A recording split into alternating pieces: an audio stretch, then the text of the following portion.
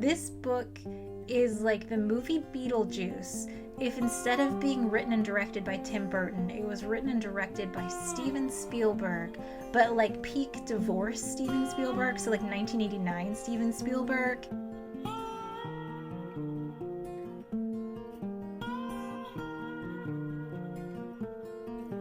Hi, book people. I am going through my fall, October, Halloween reading list, and I just wanted to stop and make a recommendation for a ghost story that I just read and loved. I'm going to try to do a spoiler free review, but I am going to give you the pitch. And if you're at all interested in reading this book, you got to stop and find the book and read it. This book is called The Ghost in the House by Sara O'Leary, and it's kind of hard to find. It's a Canadian book. I got this on Thrift Books. It's an old library book from Montana. And I heard about this book maybe 4 years ago on the Books Unbound podcast.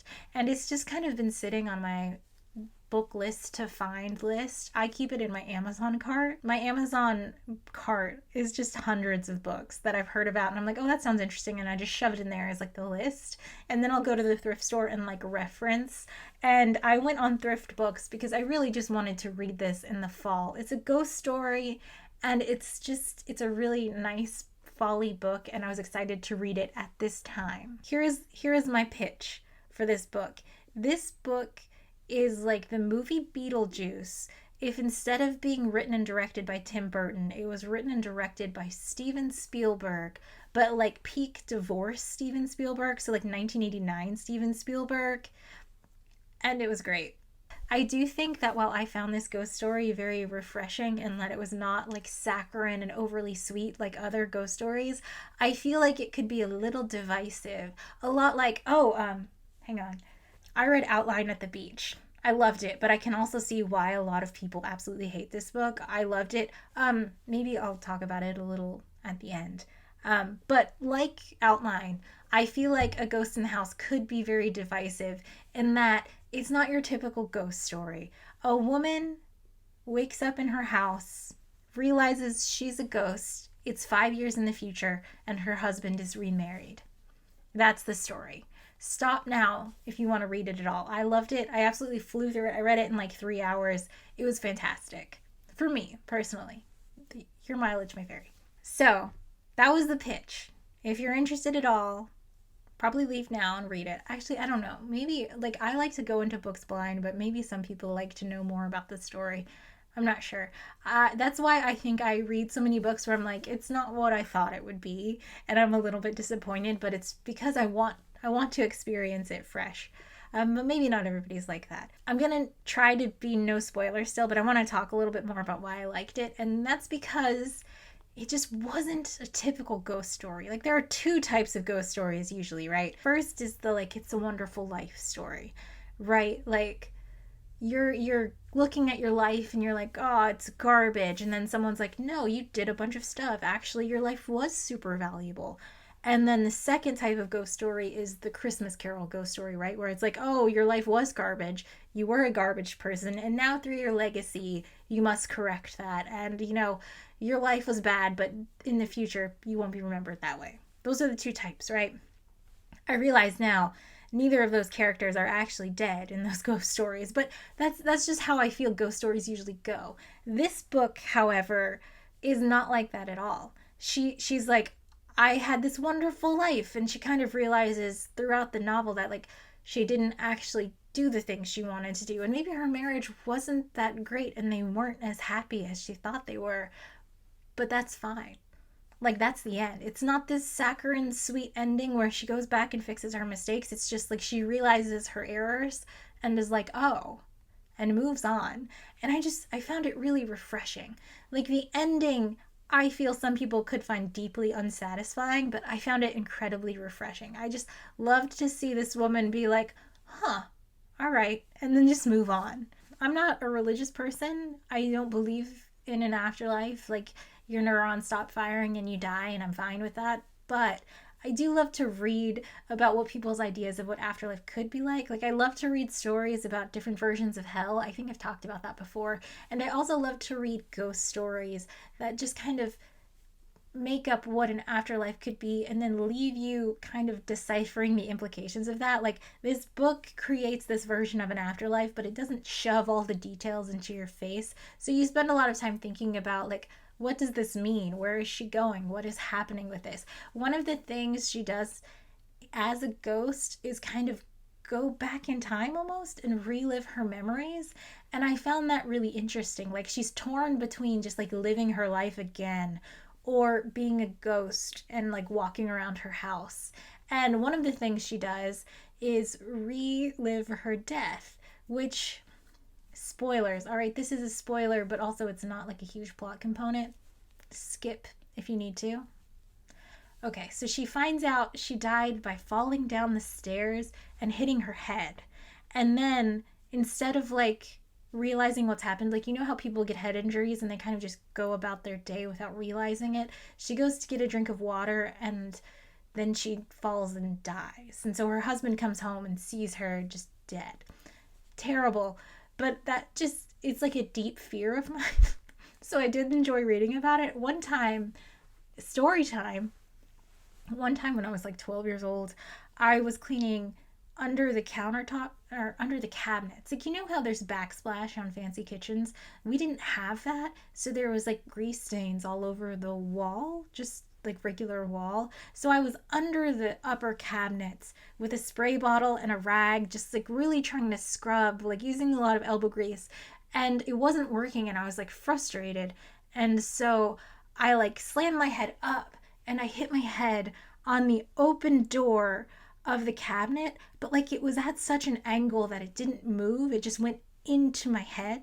So I slammed it really hard into the back of my head and it hurt so bad. And then it immediately stopped hurting, but I just felt really weird. So I just went to sleep at like 4:30 p.m. And I was like 12 years old. I had no idea about head injuries. And so I woke up the next morning and I was fine. And I went to take a shower and my hair was like matted and like crusty. And I was washing it and I was like, ew, I haven't washed my hair in a long time. And I went back and my pillow was just blood. Like, my head just bled all night. And I was just like, oh. And then I just went to school. And now, as an adult, I live in fear of dying as a result of that head injury from 20 years ago. I'm just like, oh no, I didn't know that I had to go to the hospital for that. And I didn't tell anybody. I was just like, oh, I just slammed my head and bled all over my bed. It's fine. And now I'm like, I'm going to have an aneurysm and I'm going to die. And they're going to be like, oh, it's because you hit your head. So this book did unlock a deep-seated fear of mine. And it felt very validating to know that, yeah, that fear is good and you should keep that inside. Just that anxiety is working for you. Don't hit your head, Angela. So that was great. Okay, now since we're still in spoilers a little bit, I will tell you something I didn't like about this book.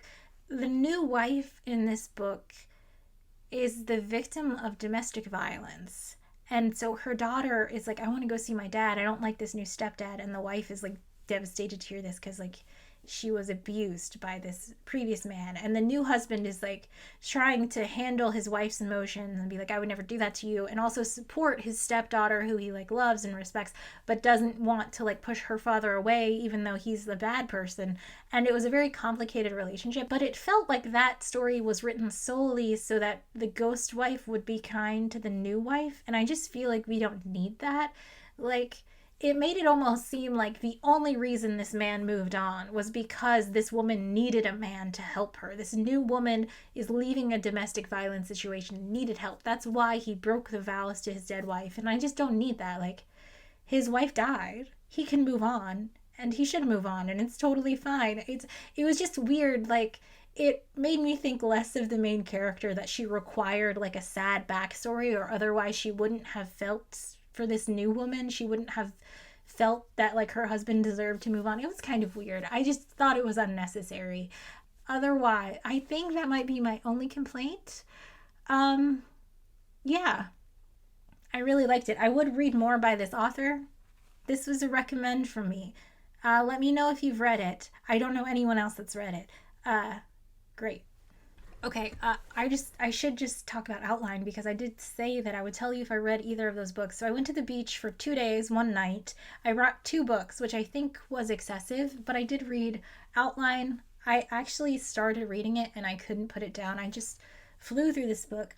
I can see why people don't like this. So this is a meandering story of a woman who goes to Greece for like an academic conference and she just kind of meets people and hears about their lives. And that's it. Like, not a lot happens in this book. It's very dialogue heavy, it's very character driven, but there's no plot. And I really enjoyed that. I really like reading plays where the dialogue in plays, I'm going to put this book down, where the dialogue in plays is not very often realistic dialogue. Like, there's exposition heavy, backstory heavy dialogue, and I love that. And that's what this book felt like. Like, the conversations were not natural, but they were beautiful stories. And so I loved it. I immediately added more to my Amazon list to look for at the thrift store from Rachel Cusk because I loved it so much. However, I can definitely see why some people don't like it. I loved it. And in fact, these two books are very similar in that I can see how people would not like them. I loved them both. And I think I'm going to reread this one, like maybe next fall, because it was just such a nice little ghost story. So I made my fall like TBR in like the middle of August and I've been flying through it. And so I think my next video I'll just take you through what I've read. It ended up being a lot more young adult books than I expected because I do go into books blind and so I didn't know that some of these books were like juvenile fiction, but it was fine. I did have my first like did not finish, just put it down, could not read further of the year. I usually don't do that. I usually just suffer through books, which I probably shouldn't. Did not do it this time. So I will talk about that in my next video. Thank you for watching. Happy fall. I hope you liked my ghosty sweater. Isn't that cute? All right.